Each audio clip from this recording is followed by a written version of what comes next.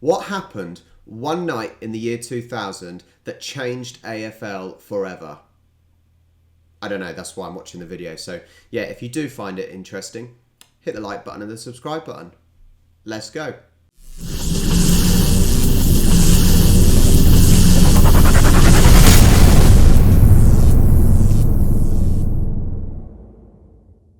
No team has ever dominated an AFL season like Essendon in 2000.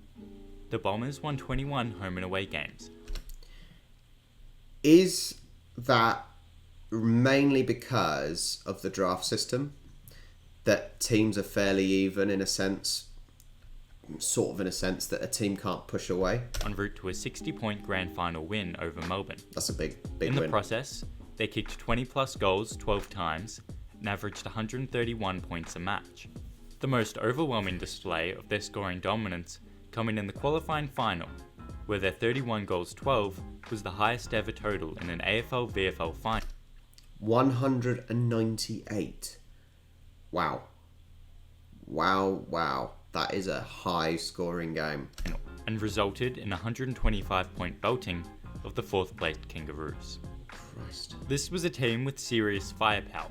The backline was tough, the midfield exceptionally skilled, and the forwards were utilised by Kevin Sheedy to devastating effect. 8 players kicked 20 goals that season, led by spearhead Matthew Lloyd, who won the Coleman Medal with 109 goals, while Scott Lucas was more than handy. Is the Coleman Medal the most goals scored? I'm going to assume that's what that is. With 57. Insane. It took 21 weeks for them to lose a game.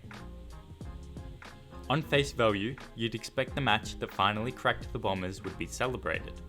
A plucky Western Bulldogs side came into the round 21 match on the edge of the top 8, but not only did the Doggies cement a finals appearance that week, but they managed to overcome the rampaging Bombers and cause one of the greatest upsets in league history.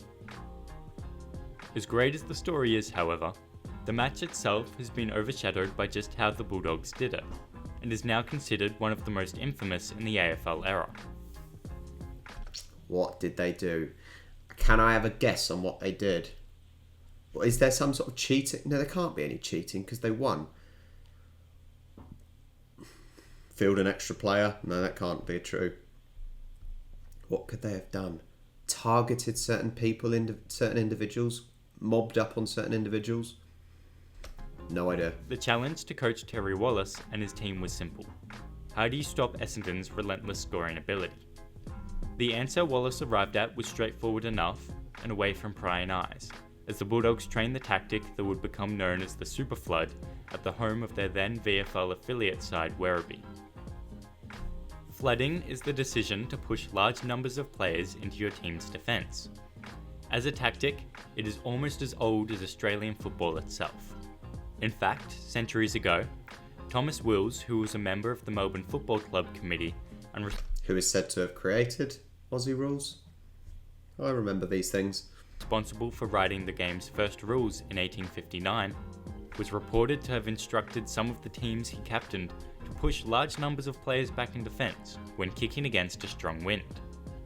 Throughout the 1990s, a version of the tactic would come back into fashion in Sydney, where Rodney Eade would coach the Swans to a 96 grand final appearance by instructing his players to push back a line when they lost the ball, essentially creating a 9-man defence. This tactic had the added bonus of affording Tony Lockett plenty of space to work with. That isn't anything new. It's nothing new, and it's not specific to Aussie rules. In football, I know football, soccer. Quite often, if you're playing against a stronger team, you sit as many men behind the ball to leave no spaces for the attacking team to get you through. You might leave 1, 2, 3 players up front to counterattack. Get them on the break, but doesn't seem anything new so far. When the Swans counterattacked. The Super Flood, however, was something different entirely. The Age dramatically called it the greatest flood since Noah. As many as 14 dogs stood guard in the defensive arc, forming a wall the Bombers could neither get through nor over. The focus of the Bulldogs was on taking away any and all space from the Bombers' dangerous forwards by piling numbers into the defensive 50. Almost immediately, Dermot Brereton, calling the match for Channel 7, described what was happening. They're just flooding back inside 50. There'd be 15 blokes inside the defensive half for the Doggies. So a tactic like that, straight away from a tactic side of things, it's great pushing up, and this is, I suppose, what footballers do when they're trying to get a last minute goal. They chuck everything forward, hoping that there's not enough defenders and it has to bring back players. And it would work in the sense that if it pulls back the defensive team, then they've got no one up to score. But also it's also counter that in the fact that you haven't got men back to defend if they do counter. The Bombers were rattled early. The Bulldogs kicked the first 2 goals, and it took a dubious 50-metre penalty on the wing that brought Steve Alessio inside 50 to give Essendon their first. The space afforded by the flood allowed the Bombers to control the centre of the ground, but many of their attacks ended in an intercept mark. Essendon midfielder Jason Johnson later expressed his side's frustrations to The Age. "You got the ball in the middle of the ground and looked forward, and all you could see was a sea of Bulldogs players and no space." Dermy was rattled too. When asked what he thought Essendon should do to combat the Bulldogs' tactics, all he could manage was, "They've just got to wait for them to tire." Kevin Sheedy, however, had other ideas. With the Bulldogs regularly having 5 players loose in defence, the Bombers decided to send their own players forward, including All-Australian full-back Dustin Fletcher, to start manning up the defensive spares.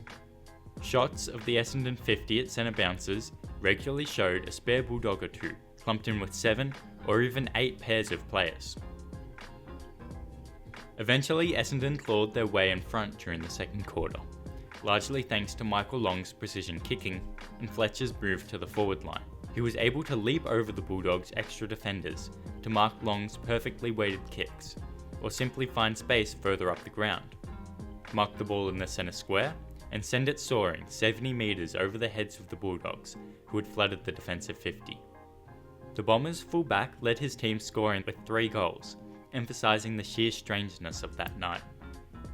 As halftime approached with the Bombers in front, the question was raised: does Terry Wallace rethink what he's doing? As Brad Johnson was collected off the ball on the stroke of halftime, tensions caused by the confused and fiery match saw the teams scuffle briefly before heading down the race, 45 apiece at the main break. Wallace persisted with his flooding for much of the third quarter, but Sheedy and his champion Bombers had begun to figure it out, their midfielders collecting the ball in space and drawing defenders to them before releasing handballs over the top. Where Essendon had not taken a single mark inside 50 in the first quarter, they recorded 10 in the third, and as Justin Blumfield goaled at the start of the last, the Bombers went 21 points ahead and seemed poised to extend their perfect season to 21-0. It was at that point the Bulldogs flicked the switch. So, tactically, that is the way to do it. If a team is sat back defending, what you have to do is try and draw them out. You have to draw them out and create holes. And that's what I think what they're basically saying they ended up doing in the third quarter. They were dragging out individual defenders, passing it on, and then that defender is out of place, and then there's space behind them. Good tactics to work it out. Really good to work that out and solve that problem. The numbers in defence were reduced, and perhaps most notably, a young Nathan Brown, who'd been arguably the Dogs' best, and Chris Grant, who sat loose in the back 50 for most of the game, was sent forward. Grant kicked 2 final quarter goals, including a left foot snap from the boundary line to put the Bulldogs back in front in the closing minutes, after which the flood resurged, and the Bulldogs started the final centre bounce of the match with a 2-man forward line. The Dogs kicked 5 goals to 1 in the last quarter to run away with an 11-point win, although Rowan Smith booted the final goal after the siren, as Essendon players were already walking off. In the laws of the game, and I found this one out, in the laws of the game is only over when the referee blows the whistle. When the referee hears the whistle, the referee hears the siren, he has then got to blow the whistle. that is when the game is over. Not when the siren blows. It's when the whistle blows. Laws of the game.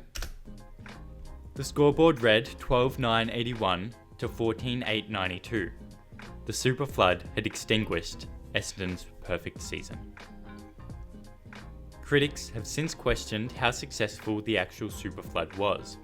Essendon captain James Hird was out injured, Damien Hardwick was carried off in the opening minutes and didn't return, and it took a miracle goal and multiple late Essendon mistakes for the Bulldogs to snatch the win. Yet, the answer to the question of whether Wallace's tactics had been effective is clear to see. Despite dominating inside 50s 68-41, the Bombers' score of 81 was their lowest of the season, and a massive 50 points lower than their season average. If I'm honest, I'm not seeing anything unusual. I'm not seeing anything unusual at all. At the end of the day, if you're the weaker squad, how do you're finding a way to stop the other team from scoring. Now, to stop the other team from scoring, so in football I say, and I try and coach the children, if the other team can't see the goal, they can't score. Now, obviously, it's a little bit different in Aussie rules because there's a bigger goal, I suppose, and you can kick it over people's heads. But I think the same thing is the same. The same thing is true. If you can't see the goal, you can't score. That's what I teach kids, and it's so basic. So at the end of the day, if unless Essendon could score from 80 yards out, they're not going to score. You then get them on the counter-attack, job done. I'm not quite sure what's so special about this. The flood itself might not have won the game in the last quarter, but it kept the Bulldogs in the contest long enough for them to steal it late. Yep. Wallace and his contemporaries continue to draw criticism for this defensive focus. Football fans during the 80s and 90s had become accustomed to high-scoring, spectacular matches, dominated by key forwards like Lockett, Dunstall and Ablett Sr. This style peaked in the offensive power of the 2000 Essendon team. But that night at Colonial Stadium, the 45,000 fans in attendance were treated to a taste of what football was to become over the next 2 decades. So, I completely understand that attacking football soccer, attacking games are more exciting for fans, but sometimes it doesn't win you games. Now, over in the Premier League in football, Sam Allardyce always gets drawn in as manager of struggling relegation battle teams because he is a master at keeping teams up. He didn't keep the team up this year. But what he does is he works on defences. At the end of the day, he says if the other team doesn't score, they don't win, and therefore, maybe even a 1 point is enough. A win is 3 points, a draw is 1 point, and a loss is 0. If you can even pick up those single points by not letting them score and maybe getting a counter-attack to get the goal, you've got a chance. You've got to start from the back. You have to build a team from the back. The defence, the goalies, being able to bring the midfield back to stop the other team from seeing the goal. Sam Allardyce is brilliant at that. I'm not saying anything different here. If the team can't score, what's the problem? You get as many people back, block the goal, don't let them see the goal, they can't score. Tactically, this is at a new level tonight, Brereton remarked, marvelling, there's 32 players inside 50 there. Or 16 players inside defensive 50.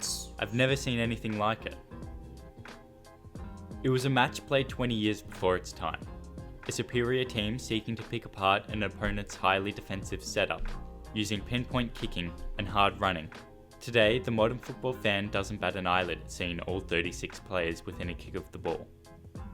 Terry Wallace didn't start this defensive movement, but his success in Melbourne's Docklands that night was noted by footy tacticians Australia-wide. Its legacy now clear for all to see in today's defensive mindsets. A teenage Robert Murphy played just his 3rd game that night, and his recollection for the Freedom in a Cage podcast captures the legacy of this one game of Australian rules football. I was a young, naive kid, just turned 18, and Terry Wallace pulls out the super flood in the team meeting, and even then I knew, this will be radical. It's just, I think it's amazing to think it's amazing to think that over in Aussie rules that they thought this was radical, when in football this is standard. This is standard stuff. And I think this is what makes football less exciting, is the underdog quite often will try and pick up points by being defensive. Don't let the other team score. Whereas obviously in Aussie rules, maybe back in the day, not necessarily quite as much now, but it's all about attack. Less about the defence, more about the attack. So yeah, I think that's the difference maybe with Northern and Southern Hemisphere, with football and Aussie rules. This doesn't seem radical to me. And I don't know if that's because I'm used to it, because I watch football. So yeah, it puzzles me. It really does puzzle me how this is something special. I gave you examples of how it'd be used in football. Sit back, wait for a counter-attack. Teams do it all the time. Because if you are, at the end of the day, if you're a low division team facing, I don't know, Manchester United, Manchester City, have got all this firepower, don't let them see the goal. Then they can't score. Hope for a counter-attack.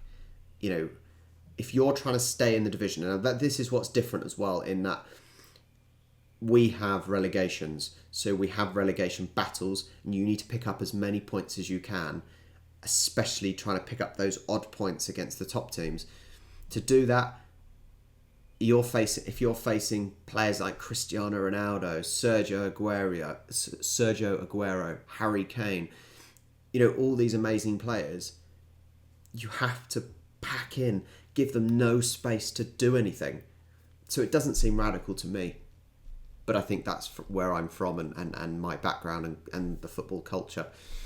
I hope you enjoyed. I hope you might have learned something new, either from my experience or just from this video, what things maybe used to be like. If you did, like and subscribe, and I'll catch you next time.